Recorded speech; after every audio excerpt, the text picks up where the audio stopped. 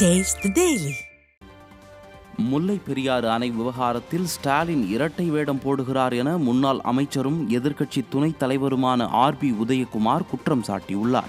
மீண்டும் அதிமுக பொதுச் செயலாளர் எடப்பாடி கே பழனிசாமி தலைமையில் அம்மா ஆட்சி மலர மதுரை மாவட்ட கழக அம்மா பேரவை சார்பில் 100 நாட்களில் 100 கோயிலில் சிறப்பு பிரார்த்தனையோடு கிராம அன்னதான திருவிழா நடைபெற்று வருகிறது.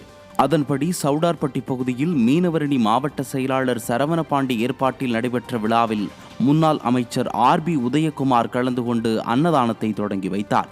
பின்னர் சவுடார்பட்டி, வலையப்பட்டி, மீனாட்சிபுரம் உள்ளிட்ட பகுதிகளைச் சேர்ந்த கிரிக்கெட் அணி வீரர்களுக்கு விளையாட்டு உபகரணங்களையும் அவர் வழங்கினார். முன்னதாக சவுடார்பட்டி முத்தாலம்மன் கோயிலில் நடைபெற்ற சிறப்பு பூஜையில் கலந்து கொண்டு அவர் சாமி தரிசனம் செய்தார்.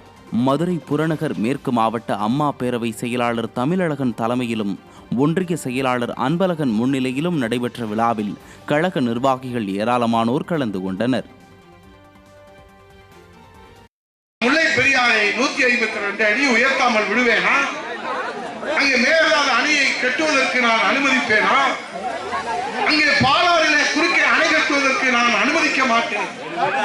எங்கள் அப்பாவுக்கு முதலமைச்சர் பதவியை தந்தீர்கள், எனக்கு நீங்கள் முதலமைச்சர் பதவியை தந்தீர்கள். என் பிள்ளைக்கு துணை முதலமைச்சர், நாளை முதலமைச்சர் பதவியை தருவதற்காகத்தான் நான் இரட்டை வேடம் போட்டுக் கொண்டிருக்கிறேன் என்று இன்றைக்கு எல்லா நிலைகளிலும் அந்தர் பண்டி ஆகாச பண்டி அடிக்கிற நம்முடைய மாண்புமிகு முதலமைச்சர் அவர்களே, இது நியாயம்தானா? மதுரை மாவட்டம் திருப்பரங்குன்றத்தில் கழக பொதுச் செயலாளர் எடப்பாடி கே பழனிசாமி பிறந்தநாளையொட்டி நடைபெற்ற கபடி போட்டியில் முதலிடம் பிடித்த அணிக்கு முன்னாள் MLA சரவணன் பரிசுகள் வழங்கினார். பல்வேறு மாவட்டங்களிலிருந்து 32 அணிகள் பங்கேற்ற மாநில அளவிலான கபடி போட்டியினை முன்னாள் அமைச்சர் சிவபதி மற்றும் அதிமுக சட்டமன்ற உறுப்பினர் ராஜன் செல்லப்பா ஆகியோர் துவக்கி வைத்தனர்.